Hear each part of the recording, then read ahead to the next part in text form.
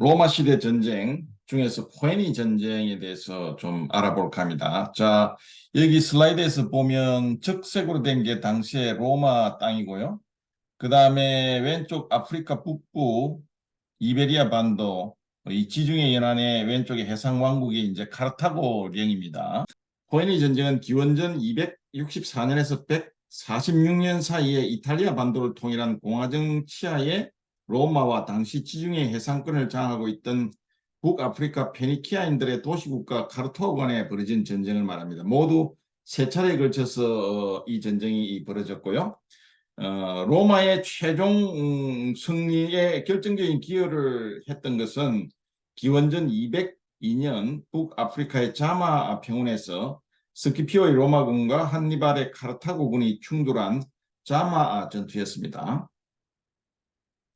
자, 그럼 로마가 어떻게 이 제국을 형성했는지를 좀 살펴보면요. 지중해 동쪽에서 번영을 누리던 이 그리스 세계는 알렉산드로스 대왕의 사망과 더불어 쇠퇴하기 시작했죠. 이후에 기원전 300년경에 지중해 서쪽 이탈리아 반도에서 뒤늦게 부상했던 신흥강국 로마의 위협에 이 그리스는 직면하게 되었죠.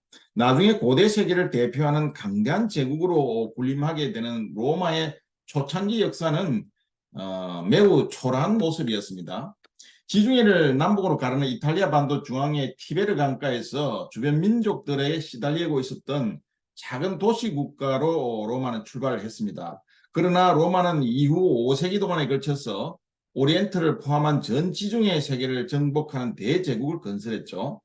정치적으로 보면 기원전 753년부터 510년까지는 왕정 시대였고요. 이어서 510년부터 기원전 27년까지는 공화정 시대였고, 그리고 기원전 27년부터 서로마 제국이 멸망한 기원 후 476년까지는 이 제정 시대, 즉 황제가 다스리는 시대였죠. 이러한 왕정, 공화정, 제정의 단계를 거치면서 로마는 발전을 거듭해서 제정 초창기에 흔히 이야기하는 로마의 평화시대를 꼽혔죠. 팍스 로마라고 이야기를 하죠. 지중해를 중심으로 발전한 기존 문화에 주변 부족들의 이질적인 문화를 융합시켜서 수준 높은 실용적 문화를 창출하고 이러한 것들을 유럽 각지로 전파해서 오늘날 서구 문명의 토대를 마련했던 것이 바로 이 로마 제국이라고 할 수가 있습니다. 로마 대제국으로 발전하는 과정에는 수많은 우여곡절이 있었습니다. 그중에서 로마가 이탈리아 반도를 벗어나서 지중해 세계로 진출하는 데 결정적 계기가 된 사건이 바로 기원전 264년부터 146년까지 이루어졌던 이 포에니, 세 차례에 걸친 포에니 전쟁이었습니다. 자, 이러한 포에니 전쟁은 이탈리아 반도를 통일한 로마가 당시 지중해의 경제권을 장악하고 있던 북아프리카의 도시국가 카르타고와 국군을 걸고서 약 100년 동안 벌인 싸움을 말합니다. 이탈리아 반도 남쪽의 시칠리아 섬 지배권을 둘러싸고 이 로마와 카르타고 간의 1차 포에니 전쟁이 이제 일어납니다. BC 264년에서 241년 사이에 벌어진 전쟁이죠. 당시에 로마는 해군력이 상당히 열세했습니다. 그러나 강인한 정신력과 단결력을 발휘한 덕분에 이 1차 포에니 전쟁에서 승리함으로써 시칠리아 섬을 차지하게 됩니다. 자, 이 1차 포에니 전쟁 이후에 이 절치부심하고 있었던 이 카르타고는 명장 한니발의 영도하에서 제1차 충돌에서 패배를 설력할 목적으로 제2차 포에니 전쟁을 일으켰습니다. 이게 기원전 218년에서 201년 사이죠. 이 카르타고의 식민지였던 스페인에서 대군을 이끌고 알프스를 횡단해서 곧장 로마 영내로 진격한 이 한니발 군대는 칸나의 전투에서 로마군을 완전히 괴멸시키게 됩니다. 자, 그렇지만 이 카르타고에 한니발이 있었다고 하면 로마에는 이 스키피오가 있었습니다. 이 일치단결한 공화국 시민들의 지지를 바탕으로 해서 이 스키피오는 카르타고 본국과 불화중에 있던 한니발의 군대를 북아프리카 카르타고 인근의 자마에서 완전히 격파를 하게 됩니다. 이후 벌어진 마지막 대결에서도 승리한 로마는 이제 지중해의 지혜권을 완전히 장악하고 주변 지역을 석권할 수 있는 확고한 발판을 마련할 수가 있었던 것이죠.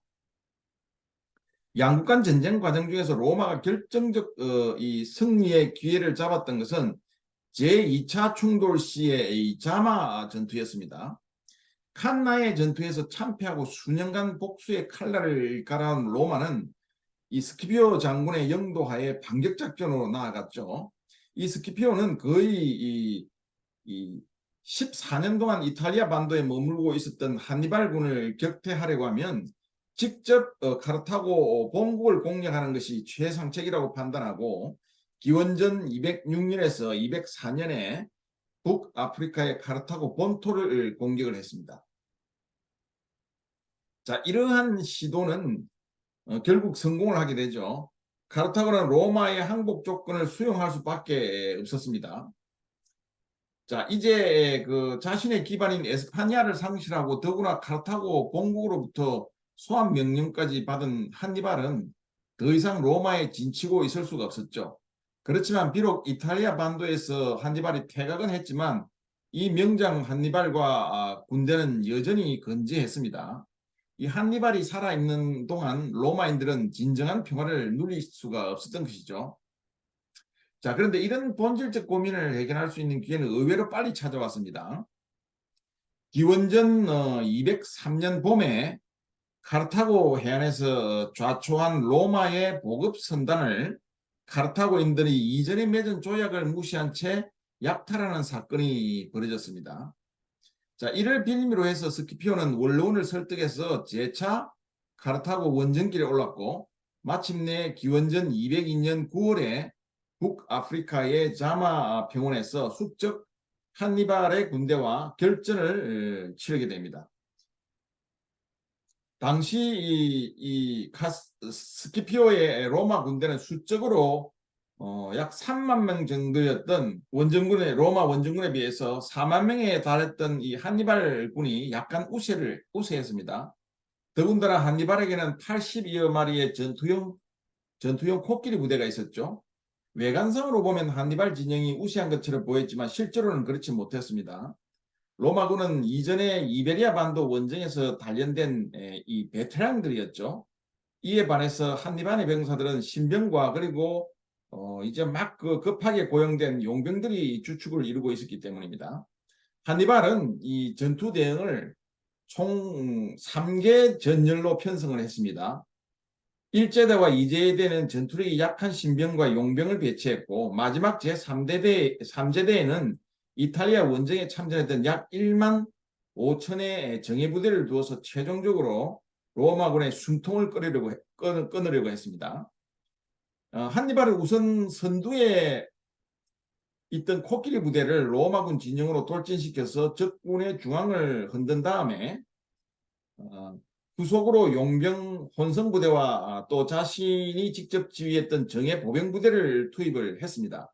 그렇지만 로마군은 강력했고 코끼리의 등장에도 불구하고 이 로마군은 당황하지 않고 카르타고군에 맞섰습니다. 한동안 일진일퇴의 공방전이 벌어진 이후에 대형 방패와 갑오로 무장하고 또 풍부한 전투 경험을 지닌 로마군 보병대가 점점 카르타고군을 압도하기 시작합니다. 그래서 한니발은 아껴두었던 제3제대의 백전 노장들까지 투입했지만 전세를 역전시키기에는 부족했죠. 설상가상으로 로마와 연합한 누비디아 기병대가 후위를 기습을 당합니다. 그래서 카르타고군은 더 이상 버티지 못하고 완전히 와해되고 말죠. 카르타고 진영은 초토화되었고 로마군이 외치는 승리의 함성만이 당시에 그 넓은 자마 평원에 울려 퍼지게 된 것입니다. 이 자마 전투에서 카르타고는 2만 명 이상의 전상자가 피해가 있었습니다. 그 외에 포로도 한 2만 정도가 있었죠. 반면에 로마군은 겨우 1,500명의 인면 손실을 입었을 뿐입니다. 한니발은 이 소수의 잔존 병력과 참모들을 이끌고 탈출에 성공을 합니다. 그러나 이 한때 로마인의 간담을 서늘하게 만들었던 이 위대한 군사 전략가 한니발은 그의 명성은 완전히 퇴색되고 도망자 신세로 전락하고 말았던 것이죠. 이 자마 전투에서의 패배로 이 카르타고는 더욱 가혹한 강화 조약을 수용할 수밖에 없었습니다. 과연 그러면 어떻게 이 티베르 강가의 작은 도시 국가에서 이 지중해의 패자로 성장할 수 있었는지에 대해서 좀 살펴보자면요. 이 로마의 우월한 군사력이 바로 그 해답이 됩니다. 로마인들은 부단한 전쟁을 통해서 체득했던 교훈을 토대로 이 자신들의 군대를 창의적으로 발전을 시켰죠. 이 실질을 숭상했던 로마인들의 생활 태도와 강한 공동체 의식이 군사력 증강의 초석이 되었던 것입니다. 로마군의 발전은 시민병사가 주축을 이룬 개별병사의 무장에서부터 로마 군단의 전투 대응 그리고 이를 운용하는 무기 체계에 이르기까지 총체적으로 잘 이루어졌죠. 무엇보다도 로마군을 상징하는 가장 두드러진 특징은 로마 군단의 존재였는데요. 약 4,500명으로 구성이 되었죠. 이 로마 군단은 기원전 753년 최초로 국가 형태를 갖춘 이래로 이 로마인들은 주변 부족들과 끊임없이 충돌해 왔습니다. 이런 환경에서 창의적으로 고안해낸 조직이 바로 로마 군단이었습니다. 원래 17살부터 45살까지의 이 일반 시민 병사로 구성되었던 로마군은 영토가 크게 확장되면서 상비군으로 전환이 됩니다. 또 더불어서 전투 시의 병력 운용을 체계화했죠. 초기에는 로마군도 그리스식의 팔랑스를 기본 전투 대용으로 유지를 했습니다. 그렇지만 이 로마의 지리적 그리고 사회적 실정에 적합하게 이러한 팔랑스를 변형시키고 발전을 시켰죠. 그리스 군대가 단일 대형 팔랑스를 고집했던 반면에 이 로마군은 이 팔랑스를 대소규모의 다양한 부대로 세분화합니다. 세분화해서 각 단위 부대가 전투 상황의 변화에 능동적으로 적응토록 이렇게 만들었죠. 그래서 이 로마 군단은 센츄리, 매니플, 코호트라는 이런 단위로 세분화되었는데요. 이 매니플은 이 중대단위, 즉 15 바이 12, 120명으로 구성이 된 중대단위의 소규모 전술 집단 집합체를 말합니다. 그래서 이 메이플은 개인 간격이 약 90cm 정도로요. 신축성과 융통성을 높였습니다. 로마 군단 내에서 단독 전술 행동의 기초를 이룬 바로 이 매니플 중대를 발판으로 해서 로마군은 종래 그리스 팔랑스의 밀집 대응이 지닌 약점들을 극복을 할 수가 있었던 것이죠. 이후에 마리우스의 군제 개혁 때에 이 매니플을 대대급 규모인 코호트 중심으로 병력 운용 개념이 변경이 되었지만 이 매니플의 중요성은 여전히 간과되지 않았던 것이죠. 자, 이처럼 로마가 선진된 전투 방식을 개발해서 운용할 수 있었던 저변에는 로마군이 사용한 무기와 무기 체계가 있었습니다. 로마군의 핵심 무기는 길이가 60 내지 70cm에 불과했던 글라디우스라는 양날검이었습니다. 또 필름이라는 게 있었는데 이것은 투창이죠. 이 투창을 이제 소지를 하고 있었고요. 이 투창도 길이가 1.5m 정도, 무게가 약 2kg 정도에 불과했습니다. 그리스군이 이 사리사라는 긴 창을 주 무기로 삼은 데 반해서 로마군은 단검 글라디우스와 단창 필름으로 무장을 했던 것이죠.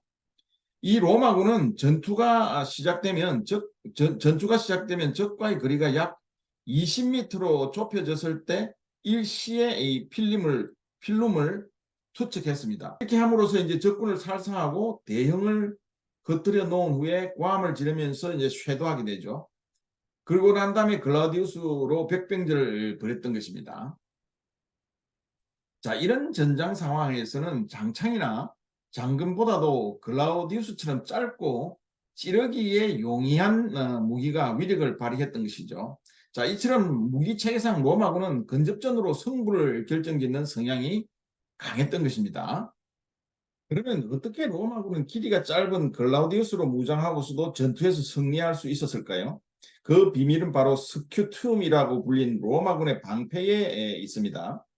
로마는 거의 원형이던 기존 방패를 길이가 1.2m, 폭이 약 60 내지 80cm, 무게 한 12kg 되는데요.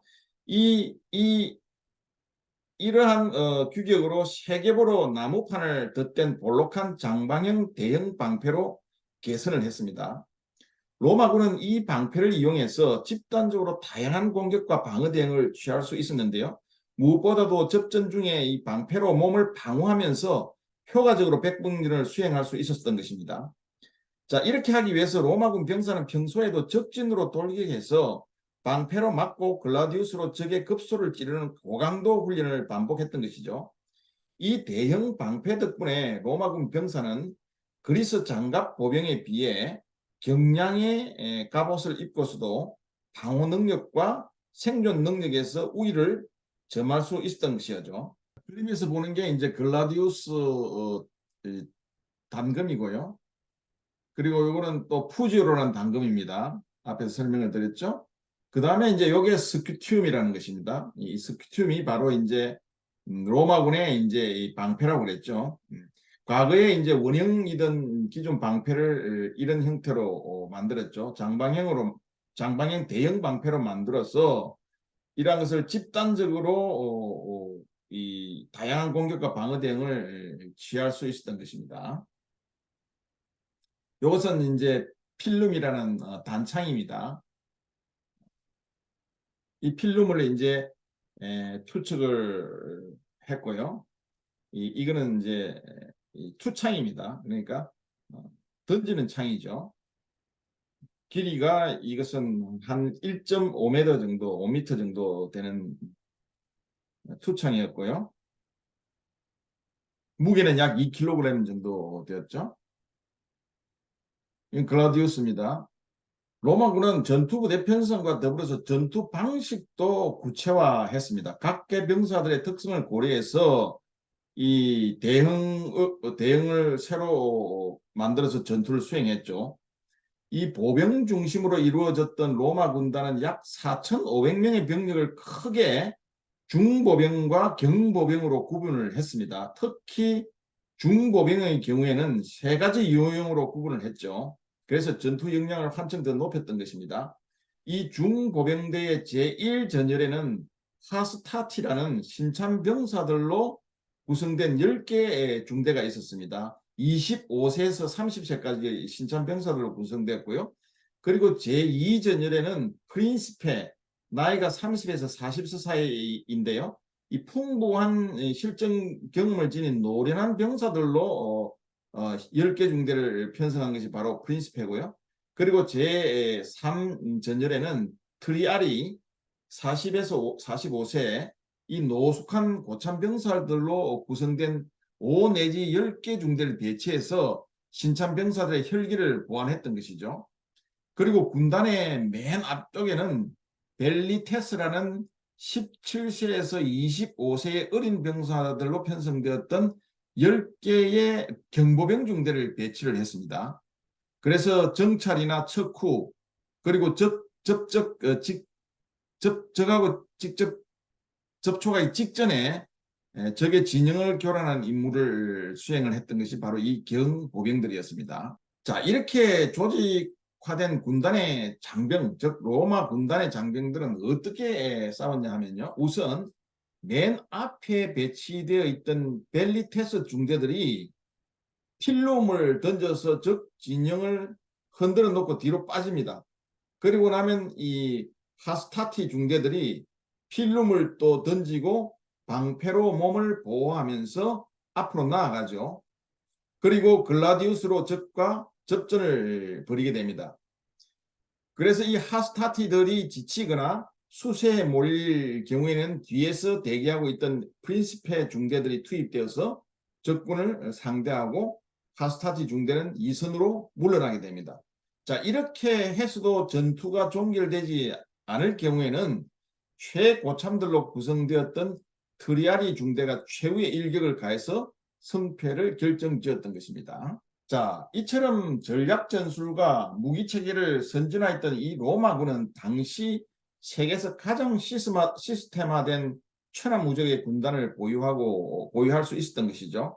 이러한 로마 군단은 로마가 이탈리아 반도를 벗어나서 전 지중해 세계를 제패하는 데 핵심적인 수단이 되었던 것입니다. 글라디우스, 필름, 그리고 스키티움으로 무장했던 로마군은 지속적으로 효율적인 전법을 창안하고 이러한 것들을 고된 훈련과 실전을 통해서 숙달을 시켰던 것입니다. 바로 이런 충성스럽고 애국심으로 충만했던 이 로마군의 시민군대가 있었기에 로마 군단은 무적을 자랑할 수 있었던 것입니다. 그러나 거듭되는 정복전쟁을 통해서 이 속주로부터, 즉 정복지로부터 풍부한 물산이 유입이 되면서 이 로마인의 상무적인 기품도 점점 이완돼 나갑니다. 일반 시민들 사이에 병력 기피 현상이 만연하면서 무엇보다도 병력 자원의 부족 현상이 나타나기 시작합니다. 자, 이러한 문제들을 해결하는 방편으로 로마군은 게르만족을 비롯한 이민족 남성들을 용병으로 고용을 하게 됩니다. 이 로마 군대의 인적 구성 변화는 이 불가피하게 전투 대응과 전투 방식의 수세적 변형을 이제 초래하게 되었던 것이죠. 물론 이 해당 시대에 적합한 전략 전술과 무기 체계를 지속적으로 추구했지만은 근본적으로 이러한 것들을 실천하는 데 필요한 장병들의 전투 역량과 정신 전력은 회복이 불가능할 정도로 약화되어 있었습니다. 결국 이 천하를 호령했던 로마 제국도 서기 476년 게르만족의 침략 앞에 무너지고 맙니다. 그래서 이 전쟁을 통해서 우리가 살펴볼 때 아무리 우월한 무기나 무기 체계를 유지하고 있다 하더라도 이 은연중에 밀려오는 자만심과 나태함을 경계하지 않을 경우에는 어떠한 국가도 그 안위를 장담할 수 없다는 뼈아픈 교훈을 로마 제국의 흥망응사를 통해서 우리가 알 수 있는 것이죠.